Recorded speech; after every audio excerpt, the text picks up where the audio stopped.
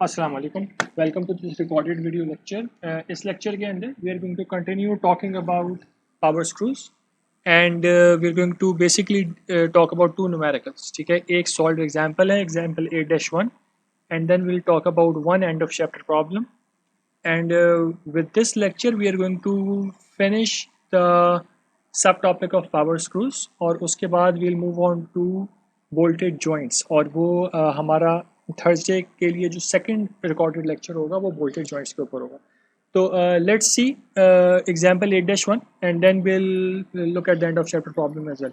तो एग्जांपल 8-1 के बारे में we have already talked about this, but उसमें हमने थोड़ी सी मॉडिफिकेशंस की हुई थी क्योंकि हमने कुछ चीज़ें डिस्कस नहीं की थी विच वर बेसिकली हमने क्या क्या डिस्कस नहीं किया था। वी डिड नॉट नो के कॉलर फ्रिक्शन क्या होती है and how to take into account collar friction, और उसके अलावा हमें स्ट्रेसेस निकालने का भी नहीं पता था तरीक़ेकार। We did not know what stresses to calculate and how to calculate them, जब हमने पहले देखा था। तो उस पॉइंट पे द ऑब्जेक्टिव वाज के we get familiar with dimensions के हमने जो प्रोफाइल स्क्वायर शेप की एज्यूम की हुई है, इसमें अगर मुझे खाली मेजर डायमीटर और पिच गिवन हो तो उसकी हेल्प से हम बाकी चीज़ें कैसे निकाल सकते हैं।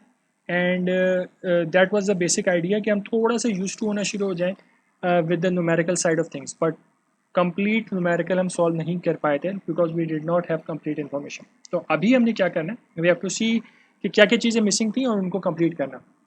तो क्वेश्चन हमें पता है, we have talked about this question before. इस क्वेश्चन के अंदर what we need to do is कि हमने पहले थ्रेड की मिसिंग डायमेंशंस कैलकुलेट करनी है, उसके बाद we need to calculate the raising and the lowering torques and we need to calculate the efficiency. These 3 points we did talk about, but अब हमारे नंबर्स चेंज हो जाएंगे because we are taking care of collar friction. उसके बाद we need to talk about stresses, जिसके अंदर thread की body के अंदर स्ट्रेसेस और थ्रेड के अंदर जो स्ट्रेसेस है वो निकाल लें और बेयरिंग स्ट्रेस निकाल लें। फिर हमने जो इक्वलेंट स्ट्रेसेस पढ़े हुए हैं वो हमने निकालने, वॉन माइसिस स्ट्रेस और maximum shear stress. So quite a long numerical, but इनमें से बहुत सारी चीज़ें हम ऑलरेडी बात कर चुके हैं, तो we can just pick up from there. तो स्टार्टिंग ऑफ हमें इस क्वेश्चन के अंदर पता क्या है, हमें पता है कि हमारा मेजर डायमीटर 32 mm है और हमारी पिच 4 mm। ठीक है, तो हम अगर इस प्रॉब्लम को रिविजिट करें जो हमने बात की थी लास्ट टाइम अराउंड, तो वी सेड कि हमारे पास जो थ्रेड की प्रोफाइल होती है इसके अंदर major diameter is given to us, the pitch is given to us, but D R and there is a D M here, this D M and D R not known to us. इसके अलावा और चीज़ें हमें कुछ हैं जो कि हमें नहीं पता, विच इंक्लूड द लीड। ठीक है, लीड भी हमें नहीं पता कि इसके अंदर क्या है। तो अगर हमें इसकी मिसिंग डायमेंशंस कैलकुलेट करनी है तो वी नीड टू सी कि हमें डी और पी के साथ इन चीज़ों को कैसे रिलेट हम कर सकते हैं। ठीक है ना, तो जब हम डी एम की फॉर एग्जांपल बात करते हैं, D M is the average of D R and D. तो हमने जब पहले न्यूमेरिकल अटेम्प्ट किया था उस वक्त हमें देखा था कि हम पहले डी आर कैलकुलेट कर लें तो हम डी और डी आर का एवरेज लेके डी एम निकाल सकते हैं। अदरवाइज वी कैन सी कि हमारे पास ये जो हाइट है दिस इज p/2, तो जो यहाँ पे जो हाइट बची हुई है दिस इज p/4। तो essentially what we have is we have d minus D M, और क्योंकि हम एक साइड की बात कर रहे हैं there is going to be square threads on the other side as well, और डी एम इनके बीच में होता है। ठीक है, तो this since this gap is on one side तो हम सिर्फ रेडियस की बात करें तो we divide this by 2 and this thing is equals to p/4। ठीक हो गया, तो इसको हम कैंसिल कर देते हैं, इस becomes 2 and D M becomes D minus p/2 which is also written here. सही है ना, तो इस तरीके से निकाल लें, या फिर आप पहले डी आर कैलकुलेट कर लें और डी और डी आर का एवरेज ले लें। All of this has been done and it is available, जो हमने 8-1 पहले डिस्कस की थी एग्जाम्पल, वहाँ पे डिस्कस हुआ वैसे कुछ। लीड के बारे में हमने पहले भी बात की थी कि lead is n times p, n is the number of parallel threads. इस क्वेश्चन के अंदर में स्टेटेड है that this is double threads हैं। ठीक है, दो पैरेलल आपके पास हीलिक्सेस हैं, तो n becomes 2 and p becomes 4 which is given to us, तो लीड बिकम्स 8 mm। सही, तो ये चीज़ें कैलकुलेट हो गई।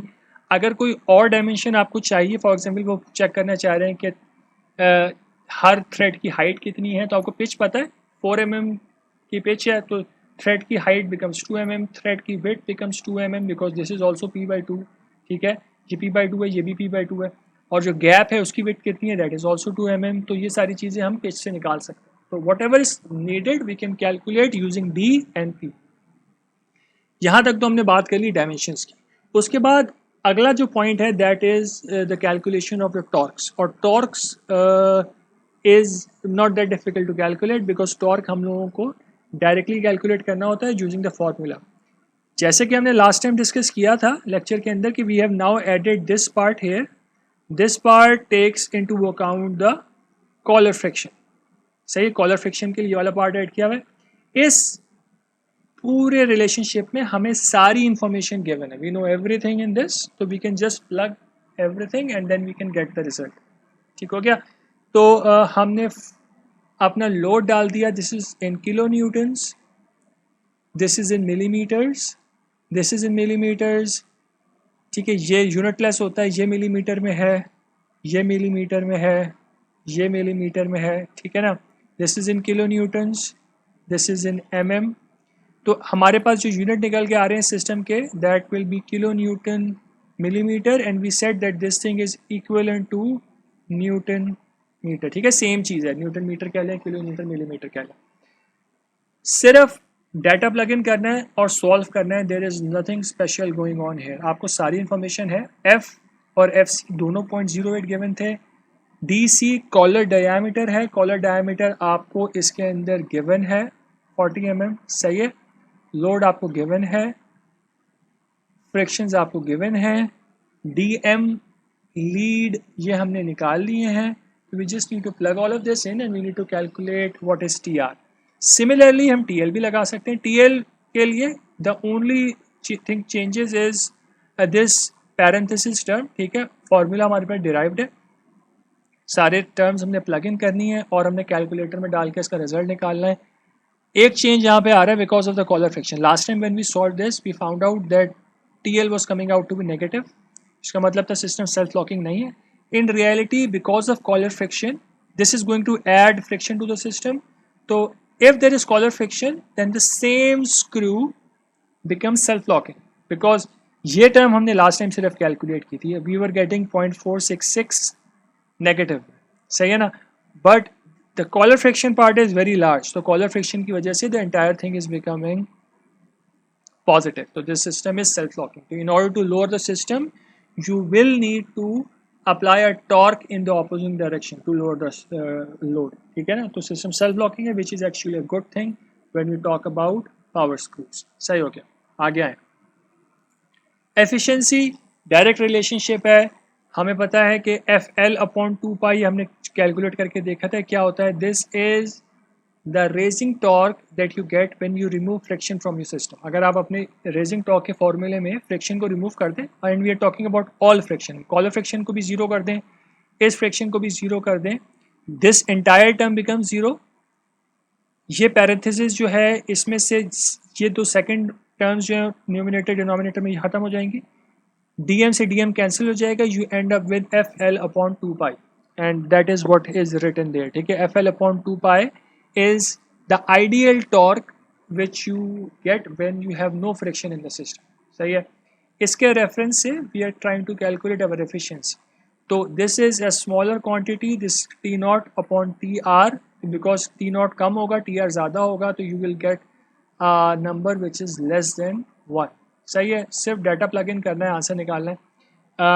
What you must be realising now कि न्यूमेरिकल सॉल्व करना स्पेशली पावर स्क्रूज के is not difficult, is just you need to make sure कि न्यूमेरिकल वैल्यूज़ ठीक प्लग इन हो, यूनिट्स ठीक डलें, and you need to ensure कि आपने कैलकुलेटर पे कैलकुलेशंस को ठीक परफॉर्म किया हुआ है, दैट्स इट। बाकी फॉर्मूले डायरेक्ट अप्लाई हो रहे होते हैं, तो न्यूमेरिकल सॉल्व करना is not that difficult.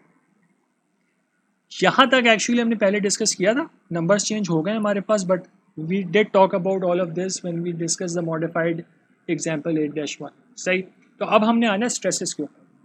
Stresses के लिए भी we talked about all the derivations, हमने सब कुछ निकाला हुआ है कि कौन से स्ट्रेस का क्या फॉर्मूला होता है एंड वो कैसे निकल के आ रहा है। दो तरह के बॉडी स्ट्रेसेस हमारे पास, एक टॉर्जनल शियर स्ट्रेस है बॉडी के अंदर और एक एक्सियल कंप्रेसिव स्ट्रेस है बॉडी के अंदर।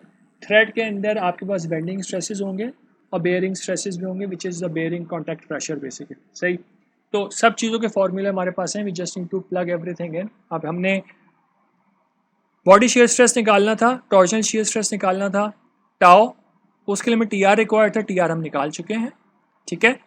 Plug in everything, you get the answer. अब यहाँ पे एक चीज़ का हमें ख्याल रखना है, I don't know whether you know this from your other subjects और नॉट, बट यूनिट्स देखें कि हमारे पास क्या डल रहा है। टी आर हमने प्लग इन किया है किस यूनिट्स के अंदर? टी आर हमारे पास क्या आ रहा था? टी आर हमारे पास आ रहा है 26.18 न्यूटन मीटर, सही है। और हमारे पास जो डी आर आ रहा है that is coming in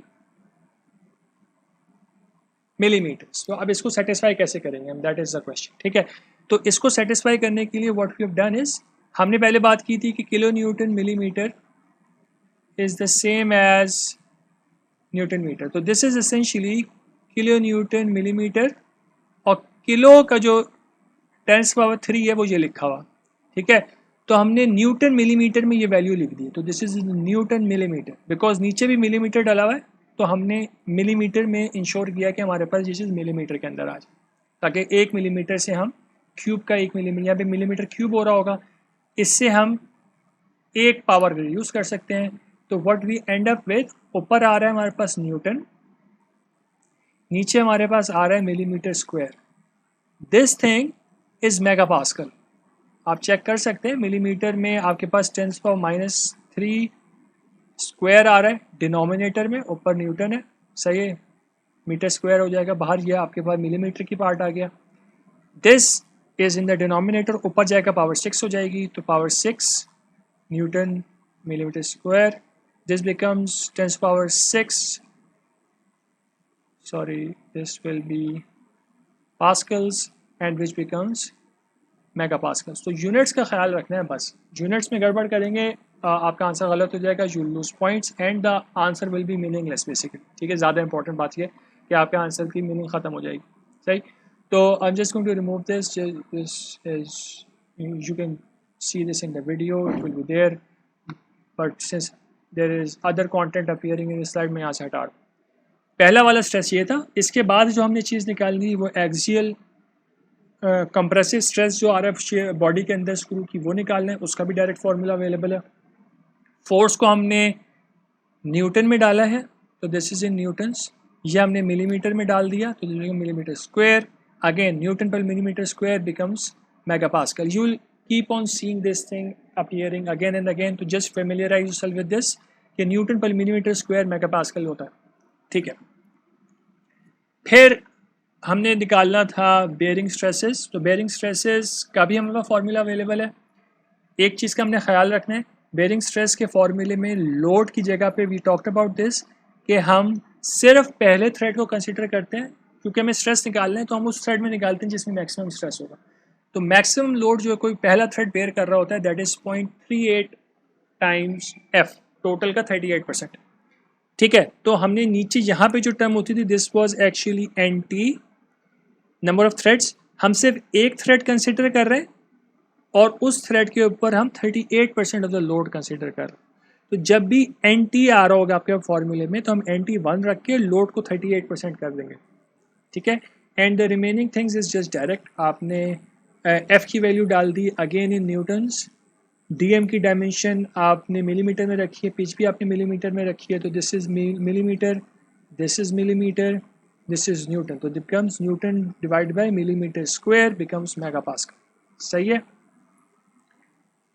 Then what we have bending stresses, same काम हो रहा है, फॉर्मूले के अंदर NT था, NT को हमने इसमें भी 1 रखा है और उसके साथ में हमने लोड को 38% ले लिया, सही है। फोर्स के यूनिट न्यूटन में है, this is millimetre, millimetre becomes megapascal, सही। What do we see in this slide? इस स्लाइड के अंदर क्रिटिकल पार्ट क्या है? क्रिटिकल पार्ट है यूनिट्स को ठीक रखना और कैलकुलेशन ठीक परफॉर्म करना। बाकी फॉर्मूले कोई कॉम्प्लिकेटेड मैथ्स नहीं हो रही, सिंपल बिल्कुल आपके पास अरिथमेटिक है, सिंपल डिवीजन हो रही है, मल्टीप्लिकेशन हो रही है, कुछ भी नहीं है। As long as you make sure units ठीक है एंड यू मेक श्योर कि आपने कैलकुलेशन में भी गलती नहीं की हुई, you are going to get easily you'll be able to easily solve this thing. ठीक है, तो there is nothing special going on here. बहुत आसान चीज़ है ये वाली, ठीक है, it's not difficult at all. तो hopefully you guys understand how to apply these formulas. इसके बाद हमने क्या करना था, इसके बाद हमने करना था वॉन माइसिस स्ट्रेस और मैक्सिमम शेयर स्ट्रेस निकालना, ठीक है। तो आपकी जो बुक है शिगलीज मैकेनिकल डिज़ाइन की, उसके चैप्टर 5 के अंदर एक्चुअली वो मैकेनिक्स ऑफ मटेरियल्स के बहुत सारे कॉन्सेप्ट्स को रिवाइज कर रहे हैं। उनमें से जो रेलेवेंट फार्मूले हमारे पास थे वो मैंने अपने इस न्यूमेरिकल के अंदर कॉपी पेस्ट किए हैं। तो when you actually need to use them, since all our assessments will be open book, this example will be available to you, you can always refer to this and you'll be able to solve this thing. सही है।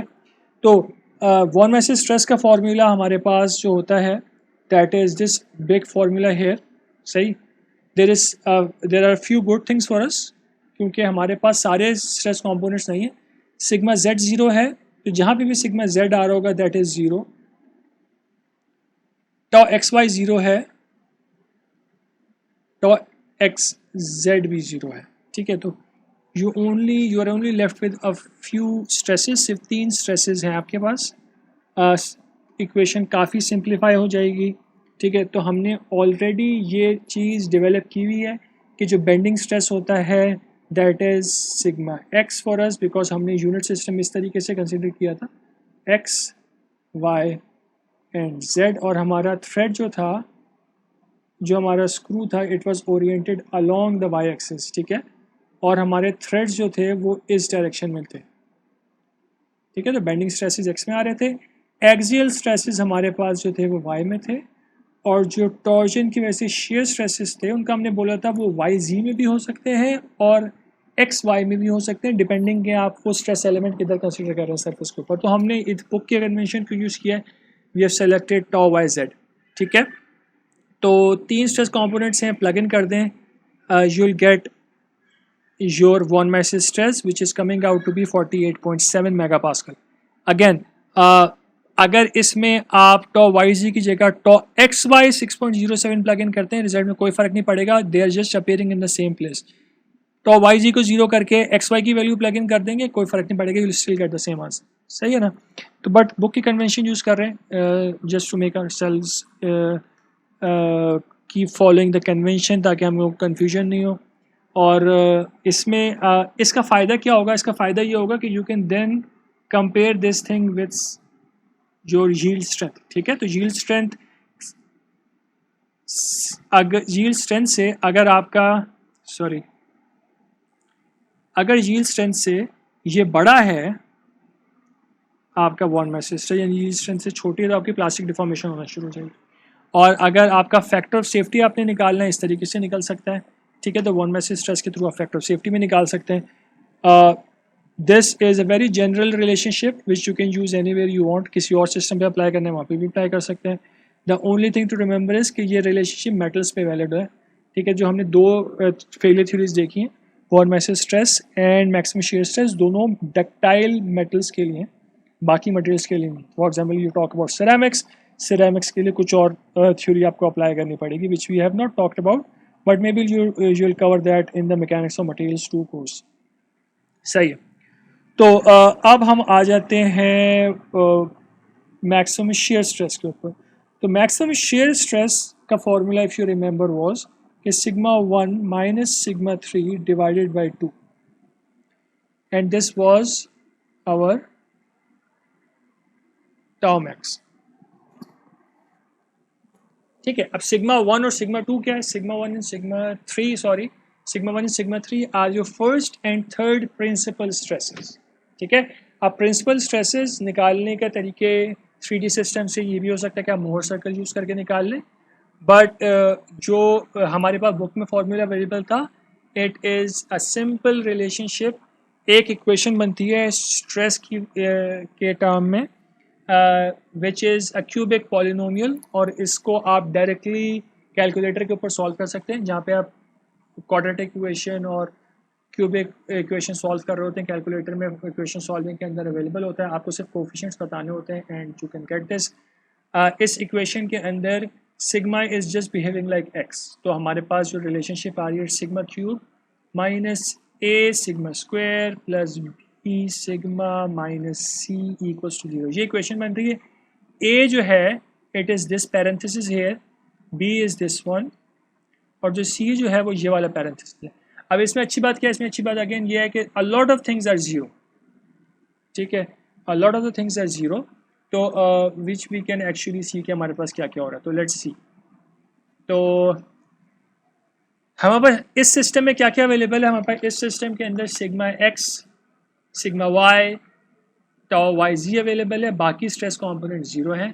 Sigma z भी zero, I have not written it here but this is also zero, ठीक है। Tau x z भी zero है, tau x y भी zero है, sigma z भी जीरो है। तो these things can be just remove from your system. जहाँ जहाँ पे भी ये चीज़ सिस्टम के अंदर आ रहा है you can remove all of it. Equation बहुत सिंप्लीफाई हो जाएगी। तो अभी बहुत लंबी लग रही थी बट इस पर्टिकुलर केस में the equation is not that difficult. और वैसे भी देखा जाए आप एक पैरेंथेसिस को करके सॉल्व करते रहें, आप बहुत आराम से अपनी इक्वेशन बिल्ड कर सकते हैं। Eventually if you plug all of these numbers in, sigma x, sigma y, tau y z, अगर आप इस इक्वेशन के अंदर प्लग इन करेंगे you are going to get equation like this, ठीक है। अब ये इक्वेशन कैलकुलेटर में डायरेक्टली प्लग इन हो सकती है। कैलकुलेटर आपसे कोफिशिएंट्स मांगता है कि पहली टर्म के कैलकुलेटर के अंदर जो इक्वेशन कंसिडर हो रही होती है it is this equation hair.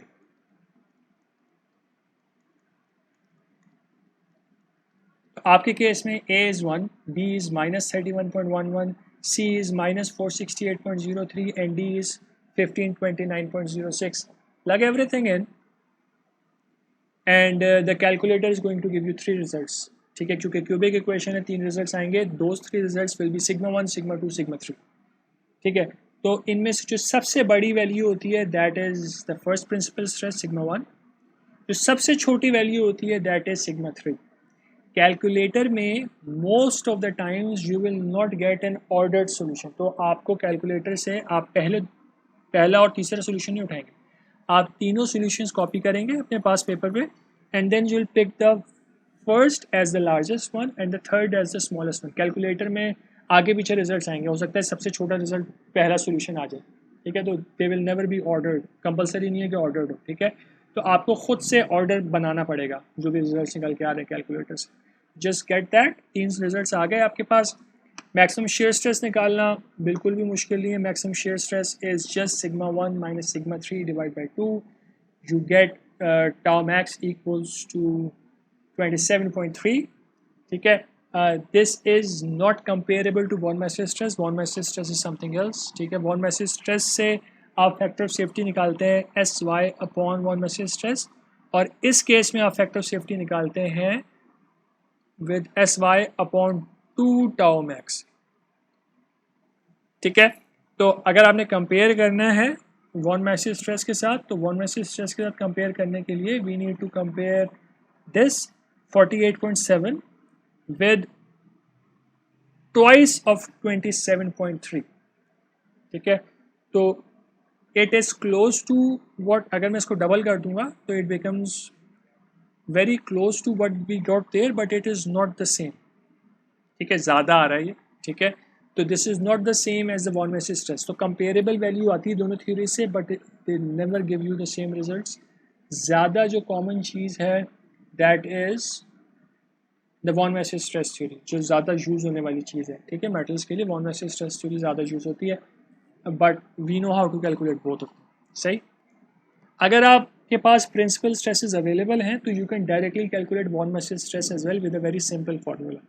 Von Mises stress का जो फार्मूला प्रिंसिपल स्ट्रेस की टर्म्स में है that is very very simple, बहुत आराम से कैलकुलेट हो जाता है, एरर्स के चांस भी कम है। तो अगर किसी न्यूमेरिकल के अंदर आपको दोनों चीज़ें निकालनी है, आपको मैक्सिमम शेयर स्ट्रेस भी निकालना है और आपको वॉन मैसेज स्ट्रेस भी निकालना है, देन आपको प्रिंसिपल स्ट्रेसेस तो निकालने ही है, तो you can use this simplified formula for von Mises stress as well, ठीक है। सेम आंसर आएगा, आंसर चेंज नहीं हो सकता, ठीक है। जो अगर आंसर चेंज हो रहा है इसका मतलब है कि प्रिंसिपल स्ट्रेस में कोई गलती की गई, ठीक है। तो this is basically it. Direct application of formulas, what you need to be considerate about is you have to make sure कि आपके formulas सही पिक हो रहे हैं, आपके units ठीक अप्लाई हो रहे हैं और आपकी कैलकुलेशन के अंदर कोई मिस्टेक नहीं। That's it. If you do that, you're going to get good results. ठीक। सही हो गया। तो ये तो हमने एग्जांपल देख ली। Do go through this, if you have any problems we can talk about this in the question and answer session. अभी हमने एक और न्यूमेरिकल देखना है which is a smaller numerical, ज़्यादा बड़ा नहीं है, उसमें स्ट्रेस वगैरह नहीं निकालना। लेट्स सी के what we need in this. तो क्वेश्चन ये कह रहा है, find the power required to drive a 1.5 inch power screw having double square threads with a pitch of 0.25 inches. The nut is to move at a velocity of 2 inch per second and move a load of 2.2 kilopounds. KIPS is kilopounds. The friction coefficients are 0.1 for the threads and 0.15 for the collar, and the frictional diameter of the collar is 2.25 inches. अब different type का सवाल है, सही। तो question के अंदर उन्होंने हमसे पावर पूछी हुई है, power that we need to apply so that हमारा जो भी लोड है वो at a speed of 2 inches per second ऊपर मूव कर रहा है। दैट्स द क्वेश्चन, ठीक है। तो उसको हम देखते हैं क्या करना है। सबसे पहले देखते हैं डाटा क्या गिवन है। एक डायमीटर गिवन है 1.5 इंचेस, इन्होंने नहीं लिखा हुआ है कौन सा डायमीटर है। अगर आपको मेंशन नहीं किया हुआ, it will always be the major diameter, तो दिस इज डी, सही है। You will always be given d major diameter unless specifically बोला जाए कि कोई और डायमीटर गिवन, सही। आपको पता है डबल स्क्वायर थ्रेड्स है, तो which means n is equal to 2, lead निकालने में यूज करते हैं। पिच इज 1/4 और 0.25 inches. Velocity that we need is 2 inches per second. Load is 2.2 kilo pounds. Friction in the threads, coefficient of friction in threads is 0.1, coefficient of friction in the collar is 0.15, the frictional diameter of the collar is the mean collar diameter जो हम DC पहले choose करते हुए आ रहे हैं parameter name, DC is 2.25 inch, ठीक है। ये इन्फॉर्मेशन हमें गिवन है।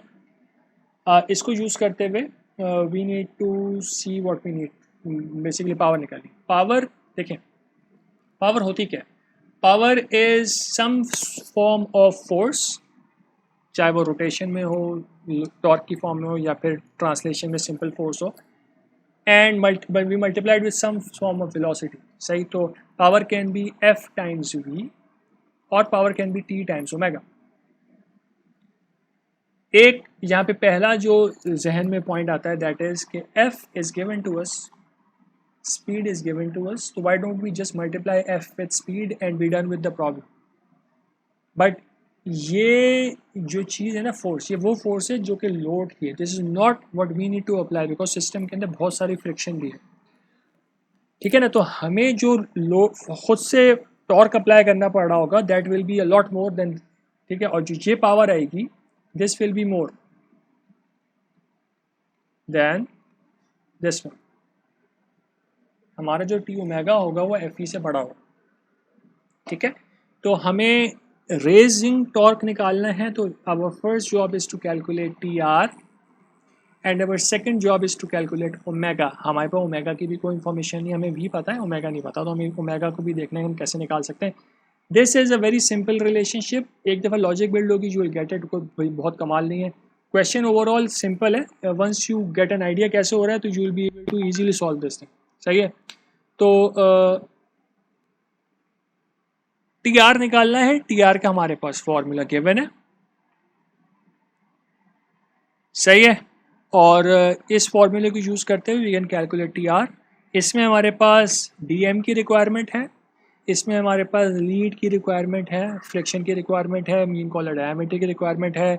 We know what is this, we know what is this and we know what is this, और हमें लोड भी पता है। तो हमें काफ़ी सारी चीज़ें पता है, हमें लीड नहीं पता, हमें मीन डायमीटर नहीं पता, सही। तो लीड का फॉर्मूला हमारे पास है, it's n p, n is 2, lead is 0.25, तो लीड सॉरी पिच इज 0.25, तो एल बिकम्स 0.5 इंचेस, तो लीड निकल आई। डी एम हमने पहले भी बात की थी, it's the same thing happening here again, कि हमारे पास जो थ्रेड्स होते हैं इनके अंदर मेजर डायमीटर होता है, यहाँ पे हमारे पास मीन डायमीटर होता है। This entire height is p/2, तो जो ये वाली हाइट है दैट्स p/4, सही है ना। और तो हम क्या करते हैं, हम डी को यूज़ करते हुए, इन पिच को यूज़ करते हुए we can calculate d m just like we did in the last example. सही है, डी एम में पता है, पिच हमें पता है, plug everything in, solve, you get d m. सही, बाकी कुछ भी नहीं बचा, you just need to plug everything in the formula, calculate the results. मैंने यहाँ पे दोनों पैरेंथेसिस, पहले पार्ट और दूसरे पार्ट दोनों के सॉल्यूशन अलग से भी लिख दिए ताकि you can calculate and check. ठीक है, और ओवरऑल जो टी आर की वैल्यू आ रही है that is 701 pound force inch. सही, तो फोर्स हमारे पास पाउंड्स में है एंड डी एम और लीड हमने डाला है इंचेस में, तो हमारे पास टॉर्क के यूनिट्स आ रहे हैं पाउंड फोर्स इंच। ठीक हो गया, टी आर निकल आया। क्या बाकी रह गया हमारे पास? रोटेशन स्पीड ओमेगा बाकी रह गई, स्पीड निकालनी है अब हमने, दैट्स द क्वेश्चन। हमें पता क्या है? हमें पता है ये दो चीज़ हमारे पास रेलेवेंट है, वी नीड टू सी इनको कैसे यूज़ करना है। इनको समझने के लिए let's look at threaded power screw. तो पावर स्क्रू को देखते हैं, लेट्स सी व्हाट हैपेंस। ठीक है, तो this will of course not be just like this, यहाँ पे और भी होगा and we are going to be applying a torque in this direction. ठीक है, यहाँ पे आपके पास कोई नट होगा और उस नट की वजह के, और this nut is fixed to the ground, grounded है ये नट, दोनों साइड पे होगा, और when we rotate the screw is going to move up. ठीक है, हम यूजुअली नट को रोटेट करते हैं, we apply torque on the nut, nut rotate होता है, उसकी वजह से स्क्रू ऊपर मूव होता रहता है। अब what happens when I give one revolution here? मेरे one revolution देने से how much distance would this travel up? ये हमने पूरी डेफिनेशन बिल्कुल पहले लेक्चर में बोर्ड्स की स्टडी की थी, वो ये थी कि जो एक रेवोल्यूशन में डिस्टेंस ट्रेवल होता है दैट इज द लीड। ठीक है ना, तो हमारे पास लीड कितना है? तो हमें ये पता है कि एक रेवोल्यूशन के अंदर, या फिर इसको दूसरी तरह लिखते हैं, तो we can go 0.5 inches in one revolution. So in order to go 2 inches, we would need how many revolutions? We would need 4 revolutions. सही है ना, हर रेवोल्यूशन में एक दफ़ा जा रहे हैं, 2 इंच जाने में हमारे पास 4 रेवोल्यूशन रिक्वायर्ड होंगे। You just need to consider this per unit time. अगर मुझे 0.5 इंचेस पर सेकेंड ट्रेवल करना है तो मैं 1 रेवोल्यूशन पर सेकेंड रोटेट कराऊँ। अगर मुझे 2 इंच पर सेकेंड रोटेट मूव करना है तो मैं 4 रेवोल्यूशन पर सेकेंड मूव कराऊँ। सही है, तो ये तो लॉजिक बिल्ड होगा।